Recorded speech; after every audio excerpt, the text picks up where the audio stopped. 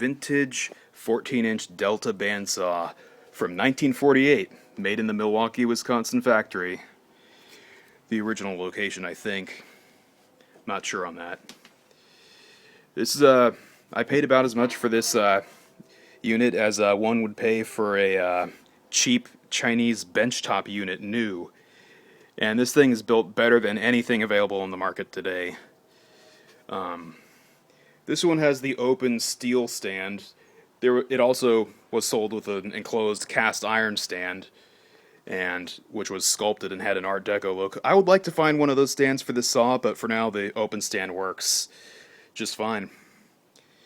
And it's even got the original half horsepower motor with the double shaft, although the shaft cover is obviously shop made. It's not original.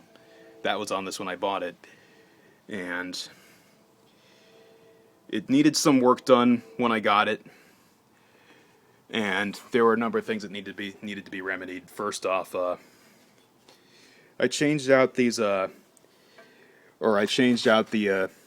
steel guide blocks with graphite cool blocks, because the steel blocks sparked whenever the blade touched them, and it was sort of a way to reduce the life of the blade if I were to keep those steel blocks in there. So I'm lengthening the life of the blade by using the cool blocks.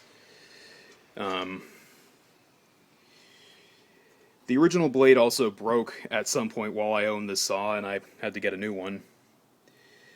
And the wood that was being cut stopped the blade. It didn't come shooting out of the saw or coming out like a whip or anything like that. So that was good. And let's see. There's also, originally one of these plastic knurled thumb nuts was missing from the lower wheel cover, but I got one on eBay just recently and fixed it up. And that's probably the most recent upgrade to this saw. And also, the switch that it came with, although this motor has the cutout in it for a toggle switch, which I don't know if you can see that very well, but it's there. Originally, many of these saws, at least on the open stands, came with a toggle switch coming out of the motor, which was connected to a pull rod that was threaded up through here, and you just pull the rod and push it to actuate the toggle switch, turn it on and off. That was not on here when I got this. Originally, there was this box, which originally contained an Eagle ivory-colored residential quiet switch, single pole, which I replaced with a 20-amp spec-grade Arrow Heart switch, also single pole. And then, most recently, very recently in fact, I changed the switch once again to these industrial start-stop push buttons, which are double pole, so it breaks the line in neutral, which you don't really need that with a 120 volt machine, which this is. It's wired for 120, but it's an extra safety measure. Plus, I think this has motor overload protection, though I don't know. And you'll see the wires coming out of it. The other wire coming out of that switch box goes to this extension cord thing, which the motor is plugged into. And this cord that's coming out of the motor was originally twice this length and was coming out of the switch box that it came with. And the original wiring coming out of that motor was this piece of black Romex, which had frayed insulation in some parts and needed to be electrical taped. But I've changed that out now, so I'm just using a shorter cord. And this is the wood cutting only machine, though I didn't realize that I'd be wanting to cut metal until later. But the cool thing about having this plug and the motor right here is that if I wanted to, I could get a slow speed gear motor and just switch motors out when I wanted to cut metal, and then switch the original motor back when I wanted to cut wood. And of course, the pulley cover originally had some steel wire tying it closed. The original knob's missing. I had to fabricate a little strip out of plumber's tape to hold it closed. It gets bent pretty easily, but I have to keep shaping it, but it's better than having it difficult to open. And of course, another thing that I want to do at some point is tear the whole saw down, repaint it, and put it back together again, because this green and orange paint scheme is obviously non-original. These machines were originally gray and black, but this was repainted. And you can see the brush marks and some of the paint coming off the original gray paint underneath. And there's also the upper wheel cover vibrated against the saw while it was running when I first got it, making a buzzing, rumbling sound. So I had to stick some rubber washers in between the screw studs and the wheel covers, both of them. But now it runs a lot more quietly. Anyways, let's turn it on so you can hear what it sounds like. It's a very smooth sounding saw. One of the best sounding bandsaws I've ever heard were these Delta Milwaukee vintage 14-inch bandsaws.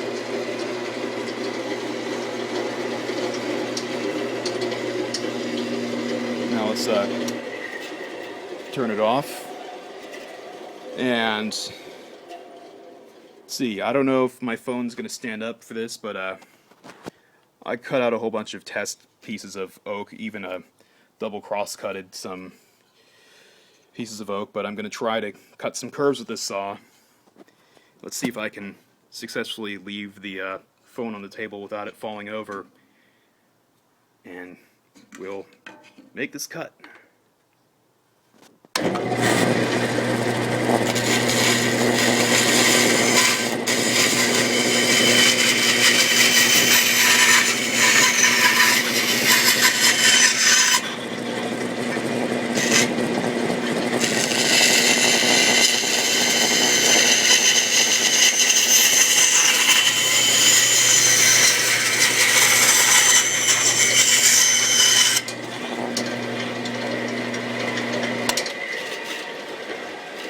There you have it.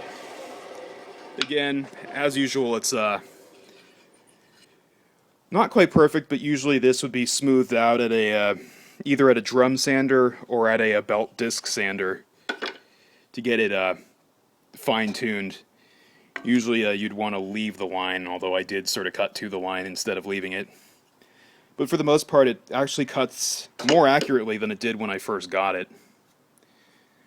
And as far as repainting it, I haven't decided whether or not I'm going to do it yet, but if I do, I'll probably go with some sort of metallic hammer tone, and I'll try to put masking tape over the badges, the original Delta Milwaukee badges and the other ones, so that those remain intact after it's painted. But some sort of metallic hammer tone color would probably go best with this beast. Although I did repaint one thing. The faucet knobs that adjust the table trunnions were originally painted orange when I got this, and I stripped them down and repainted them metallic silver, which is what they originally were, and what the knob for the blade tensioner still is. I don't know why they didn't paint that one, although they did paint the other part that's under it orange. But all in all, it's definitely I mean, it still works pretty well even with the current color scheme, and right now I've been primarily using it for function. Although making it look good would certainly be nice. It might even add some resale value, although I'd personally want to keep this saw. The only way I would sell this is if I was able to get the version that was able to cut both wood or metal that was on an enclosed Art Deco cast iron stand, and the badge up here said Delta Milwaukee, or was the Delta one with the 3 lines rather than the Delta Rockwell badge. Anyways, that is my 14-inch Delta Milwaukee vintage 1948 bandsaw.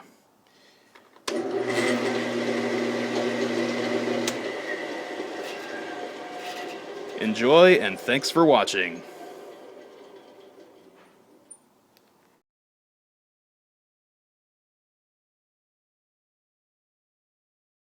One final update to the saw. Well, it's not the final update, but it came right after filming the last video, so I think I'll show it to you.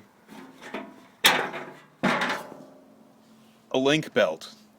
The original one was just your standard type, and it was sort of ratty, torn in a few places, and not really in its best condition. So what I noticed after putting that one in is that the vibration on the saw went way down.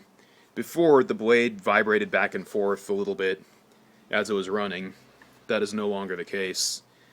And also the sound. It got a little quieter overall, but it also added an extra high harmonic to the sound that wasn't there before. So I'll turn it on and watch the blade.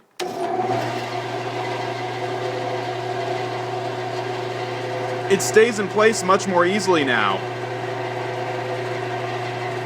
And I didn't even have to do anything to the blade tension. And you can also hear that it's quieter. There's just an extra high harmonic in there.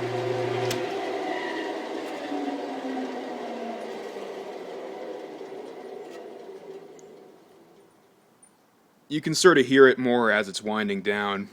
And more impressively is I can now cut tighter radius curves with it. And I didn't even have to do much adjustment to get those results. So something like this, not a problem. And that is my vintage 1948 Delta Milwaukee 14-inch bandsaw.